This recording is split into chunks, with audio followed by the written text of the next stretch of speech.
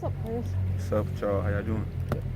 So, Dwayne insists that you guys are, he didn't say bribe, but that you guys are making an effort to make sure he remembers you. But he said that some of you have movie deals with him, and some of you just know his favorite food, and some of you FaceTime with him. So I'm wondering what your chosen method of staying on his good side is. My method is catch every ball he throws to me. Always be open when he's looking for me. I think I'm going to handle mine on the field. 7-Eleven?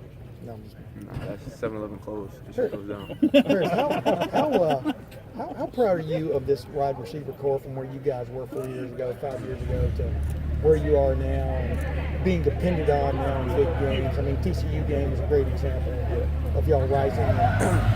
Yeah, I'm extremely proud. But I'm also proud of the work that we put in. And, we kind of expected this, especially coming into this season, just because we're the most experienced group on the team. But it came with a lot of hard work. A lot of guys in that room just gave timeless amounts of effort just in the off season.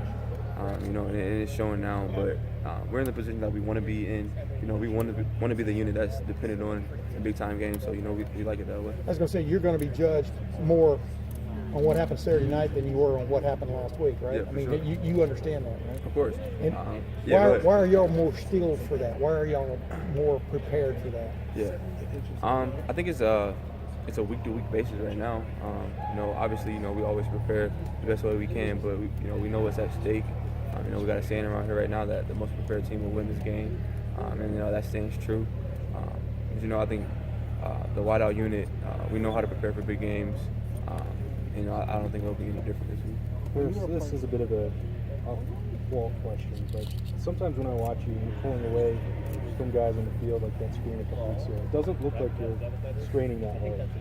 It looks like you run pretty effortlessly. Would you agree with that? I'm sure it feels like it's hard work to you. Yeah. But do you see that too? If you ever watch yourself on film, does it look like you're going that fast, if you know what I mean? Yeah. No, I agree. You're not the only person that says that. A lot of people actually say that. But no, I actually do go back and watch film, and it's like I look at it and I'm like, dang, I feel like I could have ran a little faster. But I don't know. I think it's just something that comes natural to me, and just something that's natural.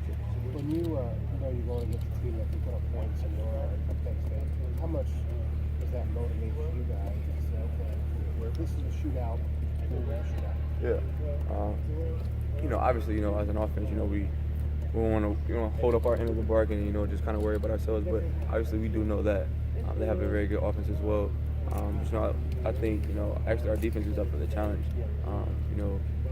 They've been working hard, they've been getting better, and I think this is a huge challenge for them as well. But I think they'll be great. But as an offense, we are aware of that.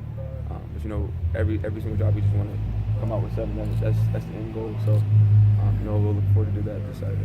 Parris, Coach Meyer said earlier this week that leadership's really important in a game like this. What do you feel like as a leader that you have to do to kind of help this team be prepared for this game? Yeah. Honestly, I don't think it's anything different from what we've been doing. Obviously we're going into a hostile environment, a place that some of the young guys aren't used to. So there's not really a way that you can emulate that environment just because of how crazy it is. But I think you just got to stay on guys about preparing the way that we know how to prepare. Really don't change your routine. Stick to your same routine. Know that it's a big-time game and then go out and perform. So. Do you talk to some of the younger guys about your past experiences in that environment and what it's like? Yeah, I have. Actually, when we were there 2 years ago, I'll tell the younger wideouts all the time, when I was at kick returner, and I think it was in the third quarter when they do that jump around thing, and it's like you really can't hear anything on the field. And I make them aware that it's not to scare them, but it's to get them ready for that environment. Parris, we talked to you. I talked to you at Career Day and then at Chicago Media Days and even last week. But I wanted to ask you about Dwayne Haskins Jr. Mm-hmm. But where have you seen him make improvement just from the beginning of the season to now? What is he better at from your perspective than he was even going into the year? Right. I think the number one thing that stands out to me is just his leadership. His leadership has grown. Obviously he could always throw the ball. He could always do those things. That wasn't a surprise to anyone. But I think the biggest step he made is in his leadership. I just keep going back to TCU. When the offense was kind of slow at first, he was just very poised in that moment. He was confident in that moment. And then just seeing, you know, how he carried himself on the sideline, how he was still positive, I think that gave the offense a lot of confidence. And I think just in that moment, you know, I could see his leadership just switch, and it was, you know, obviously to our advantage. What does a football look like when it's against that all-white backdrop? I mean, because that's your eye line. Yeah, it's clear as day, honestly. So I appreciate the whiteout because you can see the ball. Parris, we heard, you know, Dan kind of alluded towards, you know, you being a leader, obviously, fifth-year senior, all that kind of stuff. That you might be the one who gets up and gives a little pregame speech before every game. What's going through your mind when you're up there talking before the team?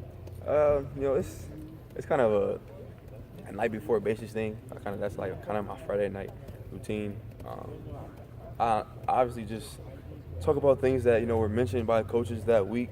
But honestly, you know, in the past, it's been from the heart. Honestly, I think TCU was one that I was kind of really into it, and I'm just speaking from the heart, man. I'm speaking from what's real. You know, I don't really try to sugarcoat anything. You know, if I have something to say, if you know I see something that's being said about us in the media, you know, I'm gonna say it to our teammates because I think it needs to be said. But it's all from the heart, and just get us ready to play that game. Do you Give us a consider that an preview of honor? Penn State. Give us a preview. What are you going to say Preview? for the Penn State game? Yeah, we heard you. We heard there's a certain word you kind of like to use a lot What's during that? your Bruh. bruh. Yeah. Honestly, when I'm saying bruh, that's, like I said, that's something. I mean, I'm not noticing. I'm just speaking. I'm speaking to my brothers. I'm speaking to my teammates, man. The dudes I love in that locker room. So I'm just trying to get them hyper ready to play that game. Do you consider it an honor to get to talk to the team like that? I mean, do you understand what I'm saying? I mean, Yeah. not everybody gets to jump up in front of the Yeah. team. Like JT did it, I get, you know. Yeah. But No, it's and how do you approach it? You know. It's an honor for sure, and you know I approach it like, I mean, it's game day. Like, you know, you don't want to go up there and not be prepared, you know, because then your teammates gonna look at you like, okay, well, like I want them to leave my speeches, you know, with chills and ready to play that game. So I'm approaching it with all seriousness. So Thanks, man. Thanks, Parris. is her. Thank you, guys.